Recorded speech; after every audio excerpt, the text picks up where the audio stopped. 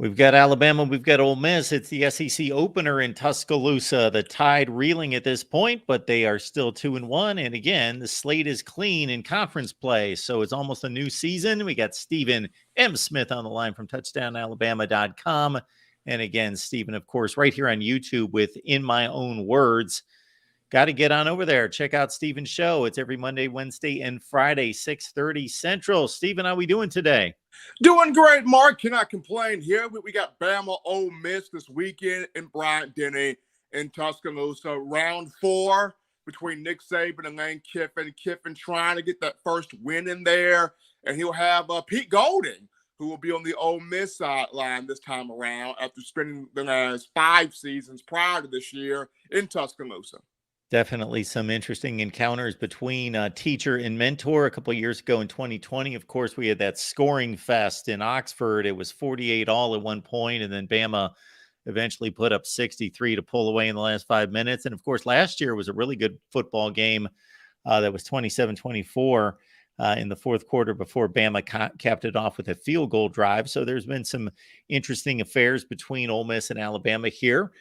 Before we get to that matchup, Stephen, was that offensive performance last week at South Florida the worst in the Saban era? I think it was. I honestly think it was. I mean, for 3.5 quarters, we're talking about a lifeless Alabama team. And I understand you had the lightning delay, the inclement weather, South Florida came out with a lot of pressure, things like that. But I've never seen this team offensively look that lifeless, where offensive line could not block. You couldn't run the football. You couldn't pass protect. Tyler Buckner could not create any type of rhythm out there, as he was 5 for 14 himself with 34 passing yards. It looked awful. It looked absolutely awful until the second half, where it seemed like Bama was finally starting to get something going there in the run game. Of course, you make the switch to Ty Simpson at quarterback, and he leads 2 80-plus yard scoring drives that end up with touchdowns. So for about 3.5 quarters, you're looking like, what am I watching here? Like, what in the world am I watching here? And then the fourth quarter, you start to see, okay, here is some resemblance of the Alabama team we all seem to know and understand. So it was rough, Mark, for a good while there. Especially for me, it was rough there. So, Stephen, now Jalen Milroe gets the call once again. And, of course, he played against Texas. He had a nice outing against Middle Tennessee, had a couple interception issues against Texas. Then he gets pulled. Tyler Buckner gets the call. And as you said, Ty Simpson came in and mopped it up against South Florida. So now they go back to Milroe. Did Nick Saban really clarify why Milroe's the selection? He mentioned how the job that Milroe did, despite not playing against South Florida, the leadership he showed on the sideline, the support there of his teammates, the rallying of guys, keeping their energy and their focus into the game. And then for the most part, when Milroe has played in practice, he has been the most consistent of the group, of the bunch. In my opinion, I feel like the reason why Milroe did not play against South Florida is kind of Nick Saban's way of lighting a fire under you. Do you really want this?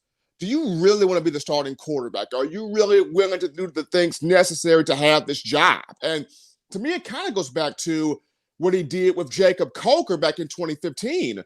Coker started against Wisconsin to open the year. He started against Middle Tennessee. And then the Ole Miss game came in, and I'm not sure if Coker just didn't have that fire at that time, but Saban started Cooper Bateman that game. He benched Coker, started Bateman. There were a lot of struggles in that game. Things did not go Alabama's way. And then he goes back to Coker in the second half, and Coker leads this incredible comeback. You come so close to winning that game, but even in the 43-37 loss for Alabama, Ole Miss getting the win, Saban said, okay, I've got my guy. Coker has that fire. He really does want it. Here is the guy. And then Coker begin to really take off from there on out. So I kind of see it that way in a sense of, Jalen Milroe, not a troublesome guy, wasn't in the doghouse by any sense of the imagination, but it was just Nick Saban pressing a button of, how bad do you really want this thing? And when he saw Milroe's leadership on the sideline, his encouragement, the passion and the fire he displayed there, Saban's like, okay, I had to push this button to kind of get him to go a little bit more than what he was doing prior to. Hey, Stephen, you mentioned offensive line, and it's, one discipline quarterback that here's a guy that needs to read defenses, do a lot of things in regards to his leadership ability and making right decisions and proper reads and all that. Then you got a completely different dynamic with an offensive line where they all work together and so forth. But you would just think at Bama that they would just impose their will at some point, and those big 4 and 5 stars would get it together and just, will this team through a running game to take control of that game. And they did obviously play a better second half. But any thoughts or talk about what's wrong with the offensive line? There was a team meeting, a players meeting on Sunday, Mark, with that group, and that group got a lot of stuff off its chest. That group got a lot of stuff in order. A lot of things were said. A lot of actions were taking place. But I feel like now there's a common thread of this is not how we need to play. Let's fix this. And whether it was leadership guys like Seth McLaughlin, J.C. Latham, Tyler Booker, getting into the faces of others and correcting some things.